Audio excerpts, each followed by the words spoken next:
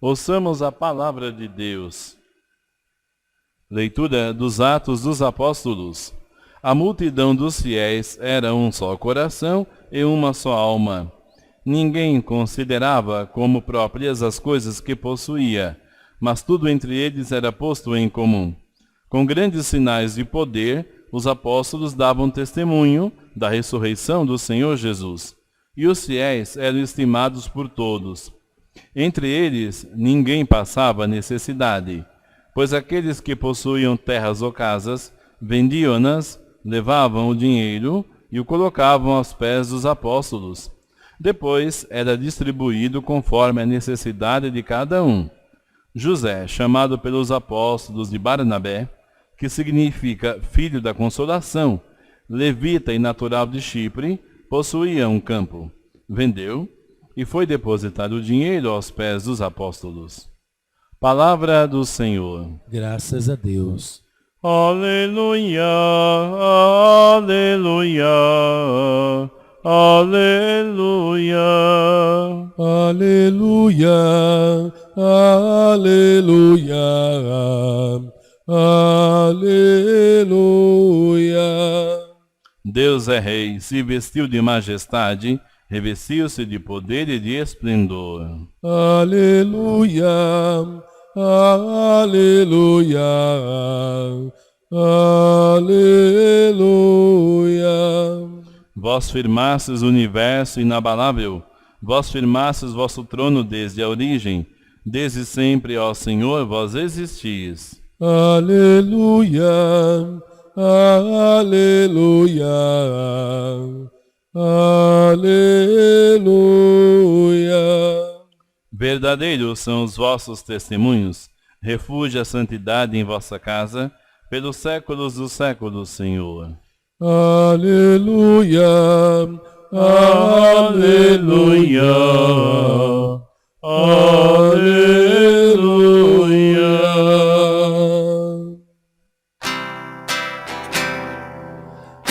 aleluia, Aleluia, aleluia.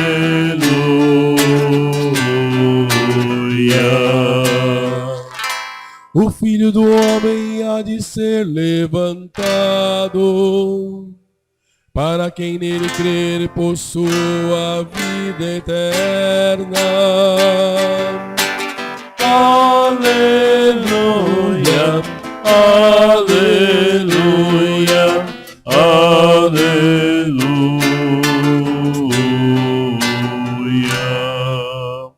O Senhor esteja convosco. Ele está no meio de nós. Proclamação do Evangelho de Jesus Cristo segundo João. Glória a vós, Senhor.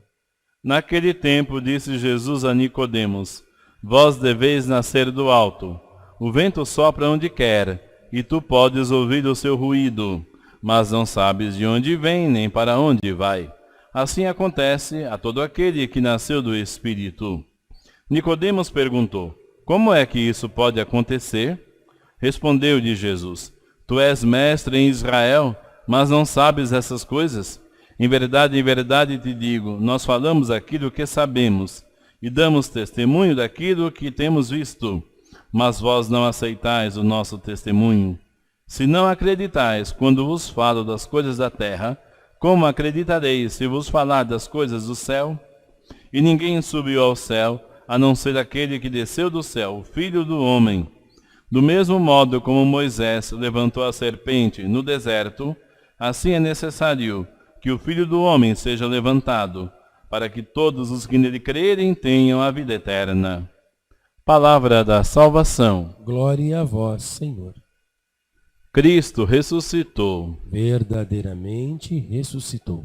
Irmãos e irmãs, o diálogo de Jesus com Nicodemos aparece no capítulo 3 do Evangelho de São João. Nicodemos vai procurar Jesus durante a noite. Nicodemos era do partido dos fariseus. Tinha medo de ser identificado como discípulo de Jesus para não ser expulso da sua comunidade. Mas ele tinha simpatia por Jesus. E de fato, ele vai aprender o que significa ser discípulo. Ainda, porém, está na escuridão. No texto de ontem, do Santo Evangelho, Jesus dizia a ele que era preciso nascer de novo. Nicodemos não entendia que nascer de novo significa tornar-se filho de Deus, portanto, tornar-se a imagem e semelhança de Jesus, amando como Jesus nos ensina a amar.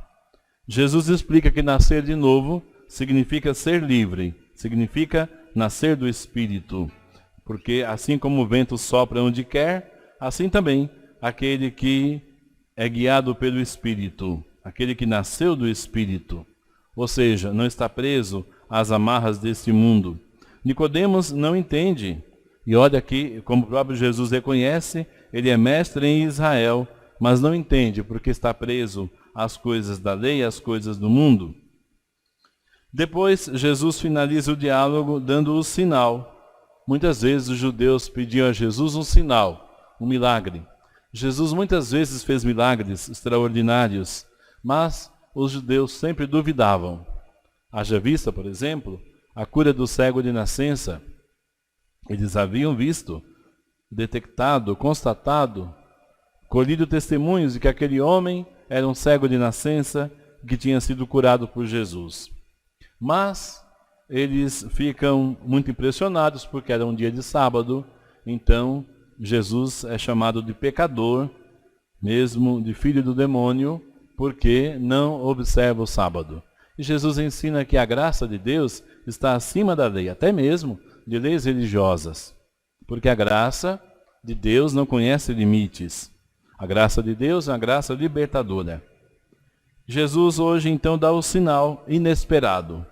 Como Moisés levantou a serpente no deserto, assim é necessário que o Filho do Homem seja levantado, para que todos os que nele crerem tenham a vida eterna. O episódio que aparece no livro dos Números conta que o povo de Israel, revoltado contra o Senhor, foi atacado por serpentes venenosas. Morreu muita gente em Israel. Então, por ordem do Senhor, Moisés ergueu uma serpente de bronze.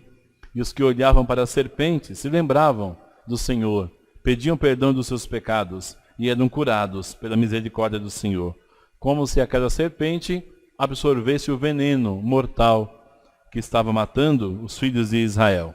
Jesus se compara a essa serpente de bronze suspensa no deserto. Uma comparação muito áspera para nós, sem dúvida, no entanto, muito verdadeira, porque Jesus atrai sobre si os nossos pecados, o veneno que nos mata, que é o nosso pecado. E ele, assim, assumindo o nosso pecado, fazendo-se maldição por nós, chamado de maldito, como diz a Escritura de Israel, maldito aquele que pende no madeiro, ele nos torna benditos nele, porque ele assume sobre si o nosso pecado, o nosso veneno, a nossa culpa, nos liberta, nos salva e vai nos ressuscitar dos mortos. Ele erguido sobre a terra, diz o próprio Jesus, será assim um sinal da salvação. O sinal qual seja, tendo amado os seus que estavam no mundo, amou-os até o fim. É, portanto, o sinal do amor.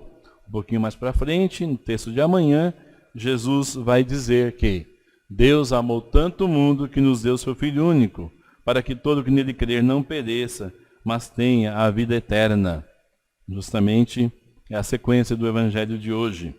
Portanto, o grande sinal que leva Jesus à cruz é o sinal do amor, e a cruz é a expressão máxima, visível, do seu amor por nós.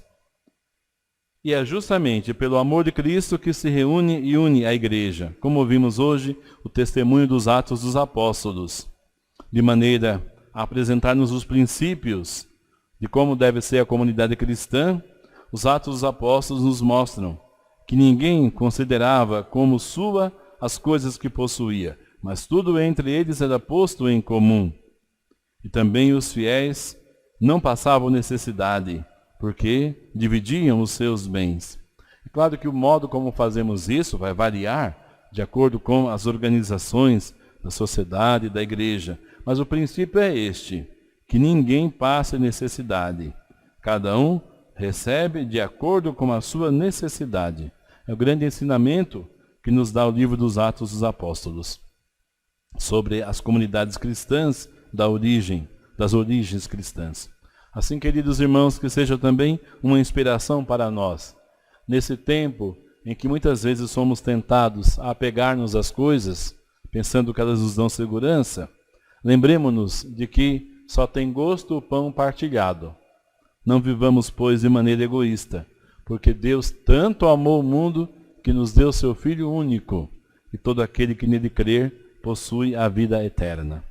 O sinal dos cristãos é também o sinal do amor, porque aqueles que não eram cristãos ficavam admirados com o testemunho dos cristãos, a tal ponto de dizer: vede como eles se amam. E aqui para nós cabe uma chamada de conversão para todos nós. Às vezes eu vejo os cristãos se digladiando nas redes sociais, se xingando, se ofendendo por coisas que não têm valor algum. É um contra-testemunho. É um sinal de que ainda não somos cristãos verdadeiramente. O cristianismo nos transforma completamente a partir de dentro, porque o cristianismo nos torna filhos e filhas de Deus, irmãos e irmãs de Jesus, verdadeiramente. Cristo é o Filho de Deus por natureza, porque Ele é o próprio Deus, mas nós somos filhos adotivos e devemos nos tornar semelhantes a Jesus. Jesus manso e humilde de coração. Fazei o nosso coração semelhante ao vosso.